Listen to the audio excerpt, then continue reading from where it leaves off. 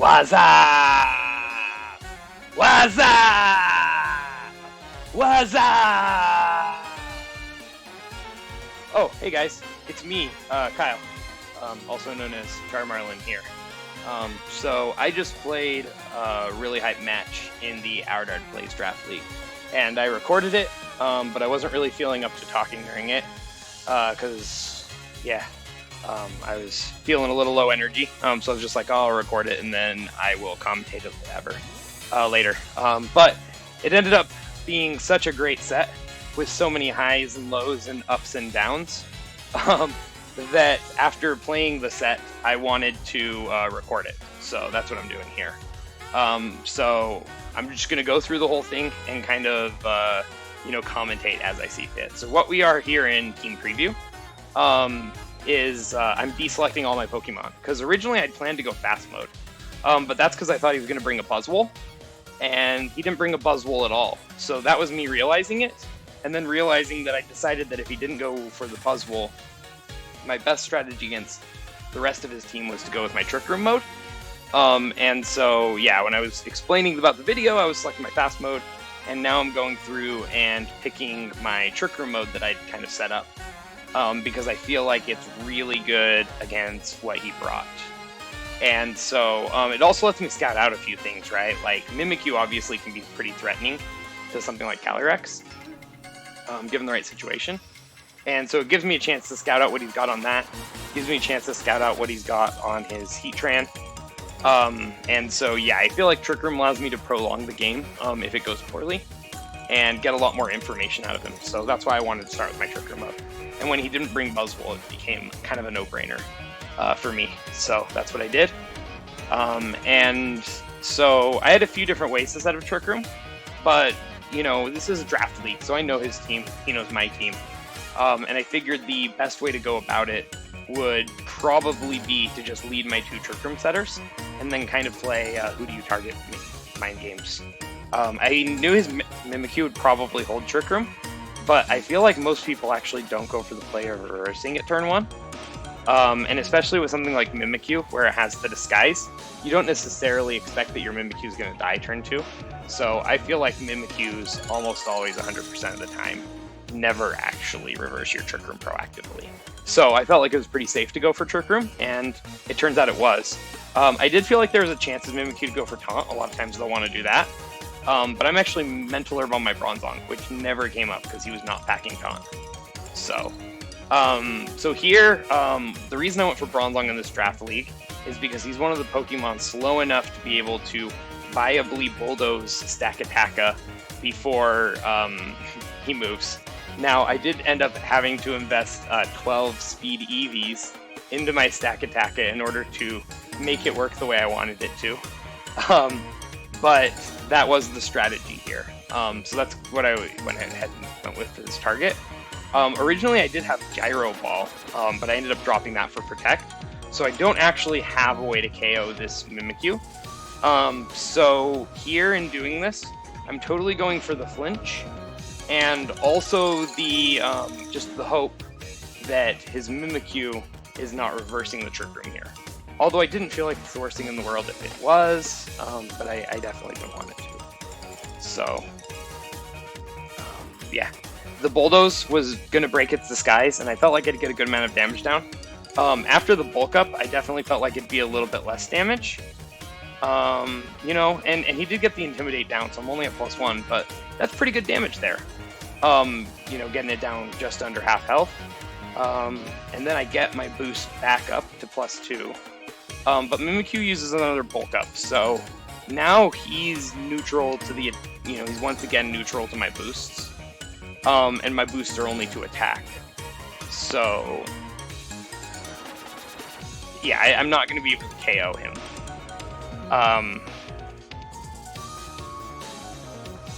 Yeah, what he doesn't know here is that my Stakataka is packing Earthquake. So yeah, I was trying to think of if that was revealed the previous turn, but no, I Rock Slid. So he's switching in Heatran here, thinking this Heatran is super safe. And when he switched it in, I thought, oh, I'm just busting his Shuka here. But, no. Yeah, his Heatran clearly has another item. So I don't think he saw that coming. I think he saw probably another Rock Slide coming, and he thought that he would be able to live that with Heatran and keep going. But he did Drain Punch me here with his Mimikyu, which is pretty terrifying because in addition to just yeeting my stack attack off the face of the planet, he also gets back more than half of his health. Not a good situation. So the one good thing I do know is that I've got Calyrex in the back. But Mimikyu's packing priority moves, so it's not just a simple matter of stalling out Trick Room and then Calyrex just wins, because this Mimikyu could hit it with a priority move once Trick Room's up. And so, honestly, this Mimikyu's public enemy #1, and I don't have a good way of hitting it with Bronzong because I'm an Iron Defense Body Press set. So I did Iron Defense last turn, which means that Body Press is going to do a fair amount of damage. Also means the Shadow Sneak, even at +2, not going to do that much. How much damage was that? It looks like it was 38 damage. Oh, okay. So keep that calc in mind. It does 38 to +2 on Bronzong. So, and then, yeah, he got actually chipped down to a range in which it procs his Moringa Berry, which makes it even harder to kill him with Alchemy. Very tricky. So the good news here is that Palkia, I would Hydro Pump here. He doesn't, which makes me wonder if he's even packing water moves. I was kind of surprised. And I know I'm doing this in post-commentary, so spoiler alert, I don't think he uses a water move the whole battle. But that Spatial Run did crit, not that it mattered that much. And unfortunately, Mimikyu was able to just barely live that due to the Moringa Berry, get some health back. So, it's pretty much Mimikyu versus the world here, but it doesn't necessarily have the worst shot. Although, the way it goes, I think Alchemy 1v1s it no matter what. Because I just don't think Mimikyu can do the damage output to Alchemy that Alchemy can do back to it, and I also have Recover on Alchemy. So, yeah, that +2 Shadow Sneak only does that much. And Drain Punch isn't going to do anything, and he can't heal when he's doing Shadow Sneak, so... Game 1 goes to me. It's a 3-0. So, pretty decisive, but even though that win was pretty decisive, there's a lot of things, I guess. That Mimikyu's still really tricky, because it does have counter Trick Room, so if he plays it better, he can reverse Trick Rooms earlier, he can keep the pressure on. It has Bulk Up, which is really good against my team. Shadow Sneak doesn't actually kill Calyrex without any boosts, but if he bulks up once, it kills every time. So, that's one thing to keep in mind there about that. And, those Drain Punches, that's going to do a lot to stack Attacka, and the ability to heal with that. So, it's like, it can hit a lot of my team, and so can Heatran, too.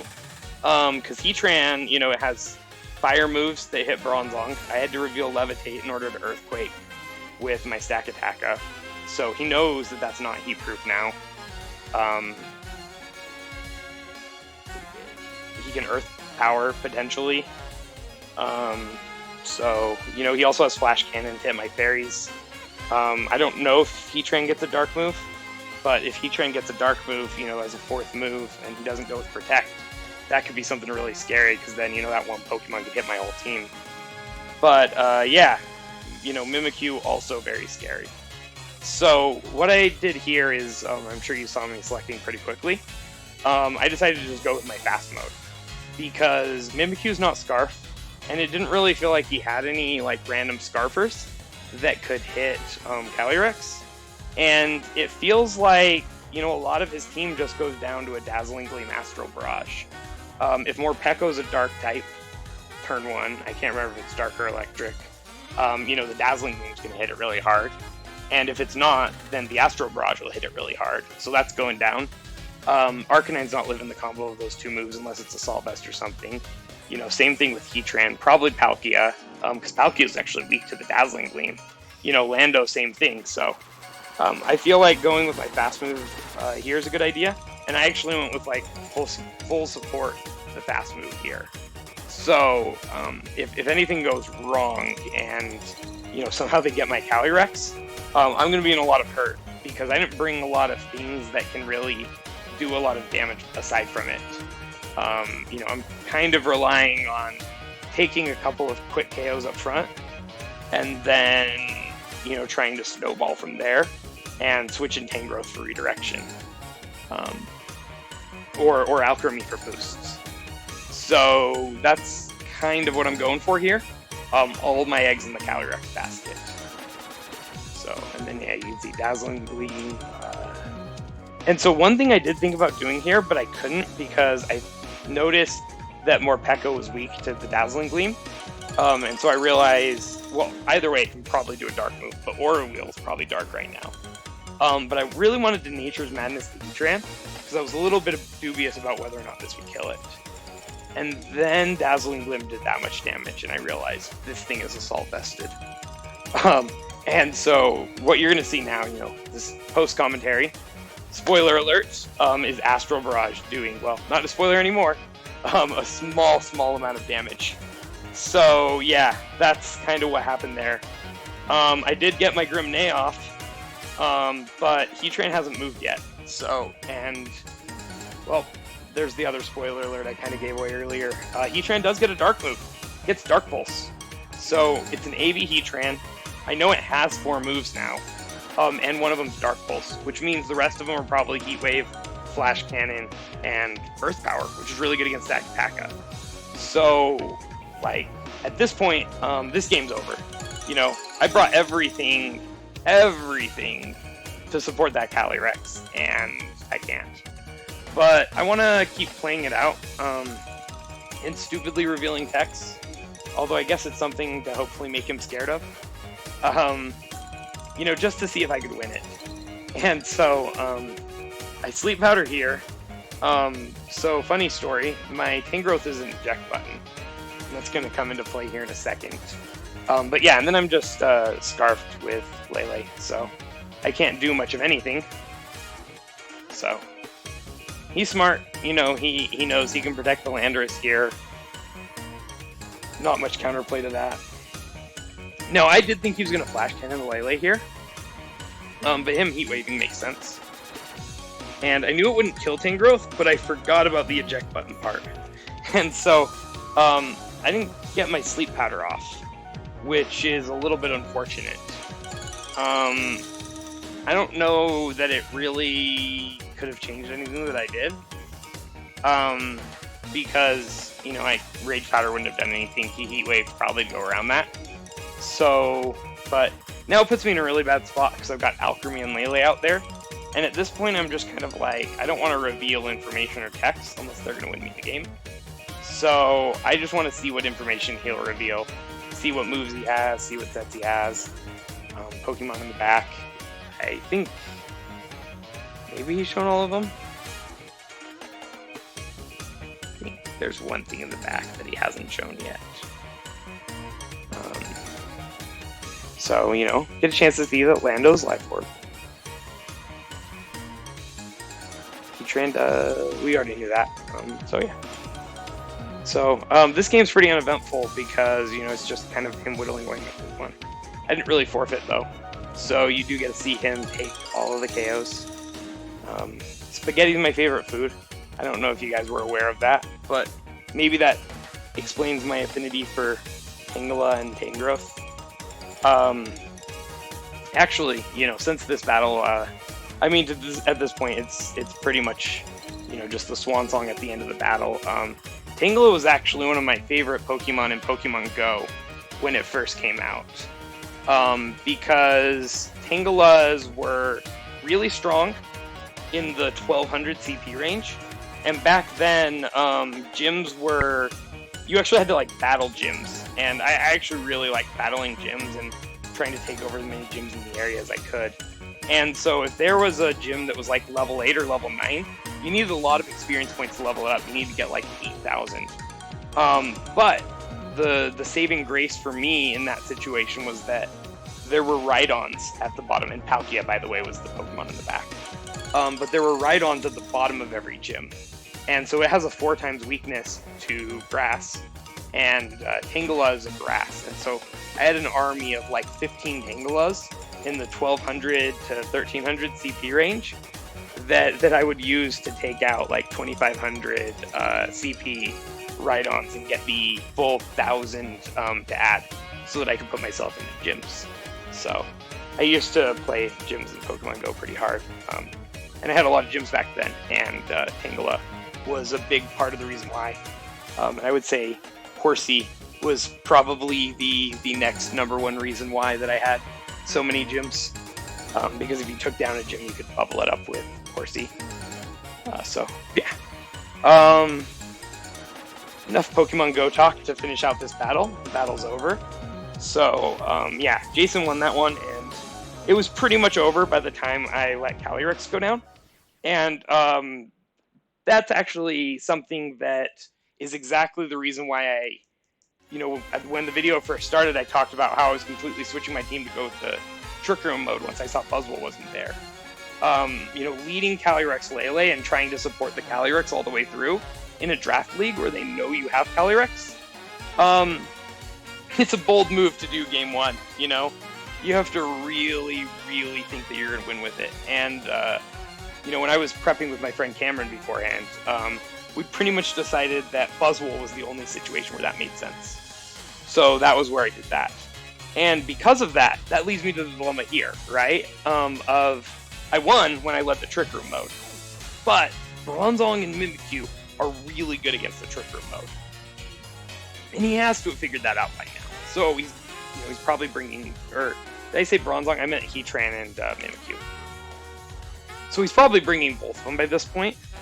So it kind of made me want to lead Calyrex and Lele. But the tricky thing is Heatran's even better against Calyrex Lele. It just showed it.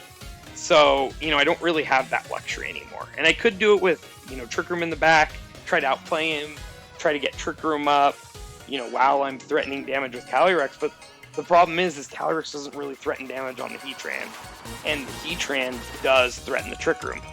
So then I'm like, do I go with Tangrowth to set it up? But Tangrowth Bronzong doesn't really get it set up because they're both weak to fire moves. And I did think that he was going to lead Landorus because of the extra threat that puts on Stakataka.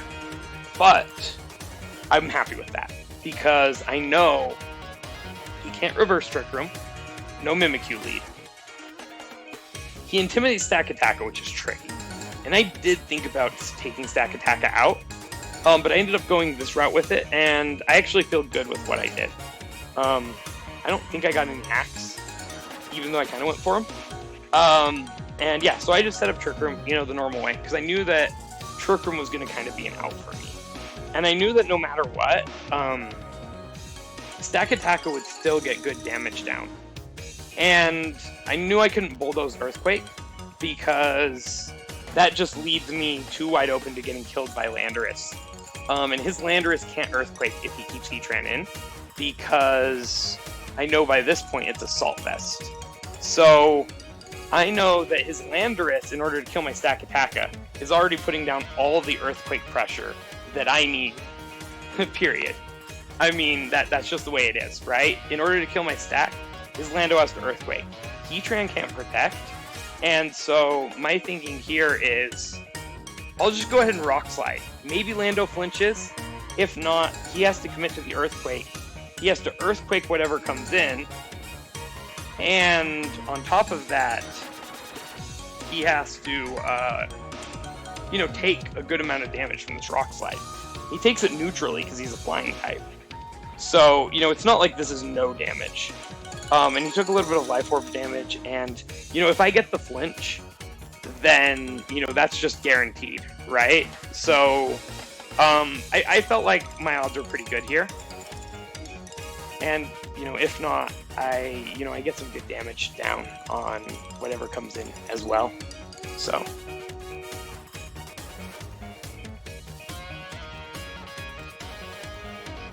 And yeah, so I did learn here.